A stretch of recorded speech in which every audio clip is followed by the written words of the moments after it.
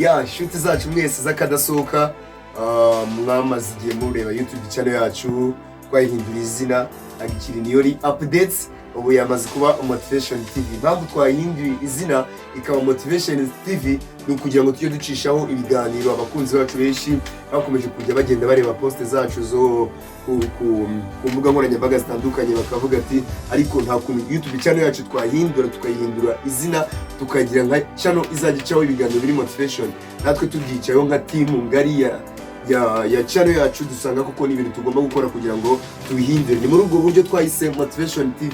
Hanyuma mbere yuko tutagirana ikiganiro cyacu cy'uyu munsi YouTube channel yacu ni ukugira ngo nyine igicaho ibiganiro biri motivating, no kuvuga ngo ni ibiganiro bya biganiro wumva bikagutera imbaraga, bya biganiro wumva rucitse intege ukagarura intege, ndetse bya biganiro wumva ukagira aho uva ukagira naho ugera ku buryo ukora nyuma yo kubyumva ukora ibintu byiza kurushaho, ibintu ndetse bishobora kukugira inyungu ndetse bikanazigirira societe dutuyemo. Ni muri ubwo buryo rero YouTube channel yacu twahinduriye izina, n'ubundi abayimanagingaga ntago bahindutse, yitwaga niyo updates ariko yahindutse Motivation TV. nta birenze n'ubundi turacyari twebwe, nuko uretse gusa izina ryahindutse ibindi byose ni twebwe. Rero twizeye ko mwebwe mwamaze gukora subscribe kuri YouTube channel yacu, inshuti zacu z'akadasohoka tuzakomeza kubana umunsi ku munsi kuri poste zacu za umunsi ku munsi kugira ngo ibintu bigende neza. Twizeye ko mutazadutenguha kandi natwe tubasezeranyije ko tutazigera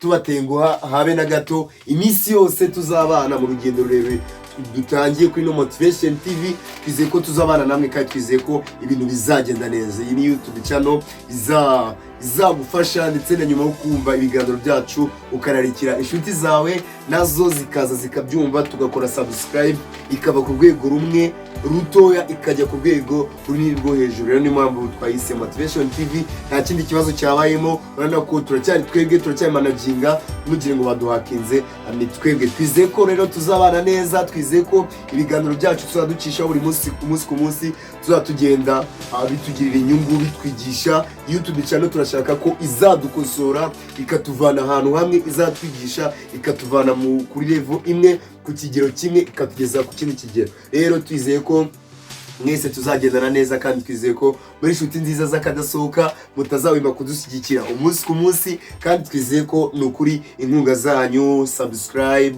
like, share na comment buri munsi tuzadora tubibura. Ni mwebwe muryango ukomeye tuzabana nawo kugera dutangiye kurangiza byo ntabwo tuzigera turangiza. YouTube channel yacu izakomeza kubaho forever, no kuvuga ngo izakomeza ibeho cyane, ibe ikintu kinini birenga imipaka, birenga uko tubitekereza, aho ubushobozi bwacu bugarukira bizaharenga bigere no ku yindi level. Rero turizera tudashidikanya ko muzabana natwe mukadushyigikira ibintu bikagenda neza. Hanyuma reka dutangire n'ikiganiro cyacu cy'uyu munsi. Ni ukuvuga ngo nka YouTube channel igomba kujya idutera imbaraga. Uyu munsi hari ikintu tugiye kuganiraho abantu benshi cyane muri ubu buzima, by'umwihariko abantu uko isi imeze umunsi ku munsi. Ubundi isi igenda irushaho kugenda ica abantu imbaraga, challenges ibibazo bahura nabyo bikabaca imbaraga, abantu bahura nabo bakabaca intege, bakatuma nyine babaho mu buzima budafite imbaraga, ku buryo umuntu abyuka mu gitondo ukabana n'umuntu udafite imbaraga mu buzima bwe. Hanyuma uyu munsi tugiye kureba ibintu wowe ushobora gukora kugira ngo ukomeze ube mu mwanya umwe, ukomeze ube motivated, ukomeze ugira imbaraga, hanyuma ukomeze ubeho nyine uri umuntu ufite imbaraga, apana kubaho kubyuka uri umuntu urakaye, kubyuka utazi nawe nk'iki direction icyerekezo urimo. Handi umuntu abyuka ukabona ameze nk'unaniwe kandi ari mu gitondo. Ubundi mu gitondo umuntu wese yakagombye kujya aba imeze neza, umureba mu maso ukabona kuko araruhutse ameze neza, agiye gutangira umunsi. Utekereza gutangira mu gitondo umeze nk'umuntu unaniwe, tekereza ukuntu bwaza kwira bimeze. Hanyuma uyu munsi tugiye kureba ese ni gute umuntu yajya abyuka mu gitondo akabyuka ameze neza, akabyuka afite imbaraga, hanyuma ibyo bintu bikaza gutuma umunsi we ugenze neza. Kimwe mu bintu bigiye kujya bigufasha kugira ngo umunsi wawe ujye ugenda neza, ujye umera neza. Hari igihe abantu tujya kuryama, yego nibyo tujye kurura umubiri kugira ngo n'ubwonko buruhuke, ibitekerezo bijye ku murongo, ariko ugasanga umuntu agiye kuryama, mbere yo kuryama ntago abanje kureba uko uwo munsi wagenze.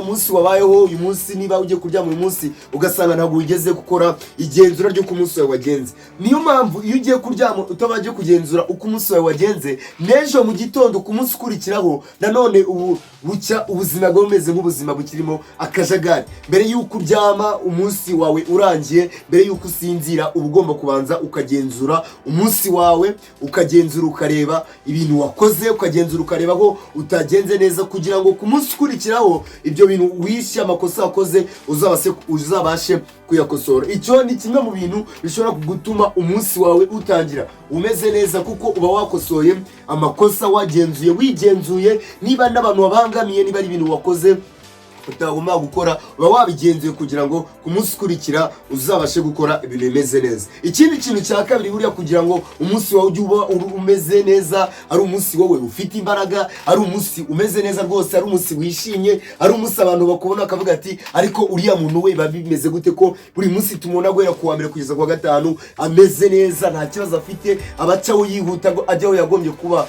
ari. Ikindi kintu cya kabiri wagombye gukora, ugomba kugira plan, ugomba kugira intego yawe, ugomba kwandika ibintu uri bukore muri uwo munsi. Buriya ikintu gituma umunsi wawe ugenda nabi, iyo utateguye umunsi wawe ngo ngomba gukora iki, ngomba iki n'iki, ngomba kuba nakoze iki ngiki, nibwo usanga umunsi wawe ushatse gukoramo ibintu byinshi, cyangwa se ukira nta kintu ukoze, kubera ko ntabwo wigeze utegura uko umunsi wawe uri bugenze. Iyo wamaze kugenzura uko amakosa wakoze ejo yari ameze, ukayagenzura, hanyuma ku munsi ukurikiyeho ugategura umunsi wawe ko ugomba kugenda, ibyo bintu bishobora kugutera gutuma umunsi wawe ugenda neza, kuko urumva uba ufite imbaraga. Iyo ufite imbaraga ukora ibintu byiza kandi ukora ibintu birenze. Ikindi kintu cya gatatu, hanyuma buriya kugira ibitekerezo ni byiza, kugira gahunda mu mutwe ni nziza. wowe ugomba kubanza ukiha gahunda mu mutwe wawe, ukabanza ukiha amahoro. Hari ibintu biba byarabanje mu buzima bwacu bitagenze neza, ibyo bintu ntabwo byakagombye kujya bikugiraho ingaruka ku hagiye kuza hawe. Niba byarakubayeho bikarangira bikagusiga amahoro, ntabwo ibyo bintu byakubayeho ngo bigende gusa. Ndatekereza ko ibyinshi byanakubayeho wabyigiyemo, wabikuyeho amasomo. Rero uba ugomba kubanza, uba ugomba kwigira mu hahise hawe. Ahahise hawe iyo uhigiye bituma umunsi wawe wundi uramutseho, bituma ukora ibintu byiza, kuko amakosa warakoze ahahise uba warize uburyo icyayateye ubukizi, hanyuma ureba n'ukuntu wayakosora. Hanyuma ikindi kintu cya kane kigomba kujya gituma umunsi wawe utangira ufite imbaraga, uri umuntu umeze neza, abantu bagomba kujya bibazaho, ugomba kuba wizera ko Imana ishobora byose. Imana niyo ishobora byose. Burya mbere yuko utangira umunsi wawe, abanyabwenge bagaragaza ko ibanga rikomeye cyane wagombye kujya ukoresha no kubanza ukiragiza Imana. Imana niyo ishobora byose, ukabanza ukayiragiza, ukayereka gahunda ufite, ukayisaba imbabazi ku makosa wakoze ejo, hanyuma n'uyu munsi nanone uramutse uri muzima ukayereka gahunda ufite. Ibyo bintu bizagufasha kugira ngo ujye uhora umuntu ufite imbaraga. Ikindi kintu, never stop dreaming. Buriya uko byakagenda kose, kugira ngo ujye uhorana imbaraga, ujye ukora cyane kandi ujye uhora ufite courage. Buriya ngo ntuzigere urekera kurota. Hari abantu bakubwira ngo inzozi ni inzozi, ntabwo uba ugomba kugira inzozi, ibyo ngibyo wapi ni iby'abantu. Wowe uba ugomba guhorota, ukarota ibintu binini kukurusha. Buriya iyo warose ibintu bifite imbaraga, ibintu binini bituma unakora cyane. Iyo ufite inzozi nini wumva wifuza kuzagira mu buzima bwawe, ibyo bintu bituma urusha gukora cyane, ukagira imbaraga mu bintu ukora, ubuzima bwawe bukagenda neza, kuko ufite imbaraga, ufite inzozi wifuza kuzageraho mu gihe runaka. Rero abahanga ndetse n'ubushakashatsi butwereka ko iyo urota ibintu binini, ukarota ibintu binini bikomeye cyane wifuza kuzageraho, ibyo bintu bigutera imbaraga zo gukora kugira ngo uzabigereho. Ikindi kintu, hanyuma ntuzigere urekera kugerageza. Buriya hari ukuntu ukora ibintu bikanga, uyu munsi ejo byaranze, n'uyu munsi biranze, ariko ugasanga ushaka kubivamo. ntabwo uba ugomba kurekera kugerageza. Ugihumeka, ukiri muri iyi si, ugifite umwuka w'abazima, uba ugomba kugomeza ukagerageza. Ugomba ukagerageza. Hari igihe, hari umunsi uzaza ibintu bikaba ibyawe wakora ukabona birakunze, ugomba guhorota ibintu bikomeye kugira ngo ukore ibintu bikomeye. Ugomba guhora ugerageza ubuzima burya kugira ngo ugire icyo ugerageza, ugire icyo ugeraho ni uko wagerageje. Buriya abaswa nibo bantu bonyine bashobora guseka umuntu urimo uragerageza. Umuntu urimo uragerageza buriya abahanga, abantu bafite ikintu bagezeho, abantu bazi ubwenge, iyo babonye umuntu arimo kugerageza ntabwo bashobora kumuca intege, nta nubwo bashobora kumuseka, ahubwo babaswa batinya kugerageza kugira ngo batazagira icyo bageraho, gutinya kugerageza bamba bari aho babanebwe, nibo bashobora kuguseka. Abantu b'abanyabwenge, abantu bafite icyo bazi ntabwo bashobora kuguseka kuko urimo uragerageza. Jya uhorota ibintu bikomeye, hanyuma uhora ugerageza ibintu byinshi cyane. Uhora ugerageza, uyu munsi ugerageze, hari umunsi uzagerageza ikintu kigata gikunda, hanyuma ukabona ko byari byiza ko wahoze ugerageza. Kugerageza buriya ni ikintu cyiza. Hanyuma ikindi kintu, ntukarekere kwiga, jya wama wiga. Ubuzima ni ishuri, uko bugenda buri munsi isi ituzanira amasomo mashyashya. Wabyemera utabyemera, ubuzima ni ishuri. Ubuzima ni ishuri, ubu buzima tubayemo ni ishuri. Nushaka wiga cyangwa ubyihorere, isi yo ntabwo izigera irekera kukwigisha. Uyu munsi uraryama, isi igakomeza ikigisha, wanabyuka, isi igakomeza ikigisha. Rero kugira ngo ubashe kuba muri iyi si uri umuntu ufite imbaraga, uri umunyembaraga, ugomba guhora wiga. Ntabwo ugomba kurekera kwiga, kuko iyi si buri gihe yama izana ibintu bishyashya, bidusaba ubumenyi bushyashya, bidusaba ubundi bumenyi bushya tutari dufite ejo. Ubumenyi wari ufite yego ni sawa, ariko ukeneye uyu munsi, ukeneye ubundi bumenyi bushyashya kugira ngo ibintu byawe bigende neza, kugira ngo ube umuntu wifuza kuzagera ahantu kure, uzagera ahantu kure. Jya uhora wiga. Mu buzima bwawe hajya hahora hinjira ubumenyi bushyashya. Ubumenyi wari ufite ejo hari ibyo wabukoresheje, ariko uyu munsi isi irakuzanira indi challenge, irakuzanira ikindi kibazo gikeneye ubumenyi bushyashya butandukanye n'ubwo wari ufite ejo. Ubwo wari ufite ejo wabukoresheje ejo ugira icyo ugeraho, ariko uyu munsi nanone ukeneye ubundi bumenyi bushyashya kugira ngo ugire icyo ukora uyu munsi, kandi ugikore kimeze neza, kiri perfect, gitunganye. Hanyuma nk'umuntu ugomba guhora afite imbaraga, nibyo bintu ugomba gukora. Hanyuma ugomba kugenzura neza amahitamo yawe, choice. Amahitamo ukora mu buzima buriya nayo agomba kuba ari amahitamo meza. Buriya iyo wakoze amahitamo mabi ukamara kubona ko wayakoze, n'ubuzima bwawe nta mbaraga ziba zirimo.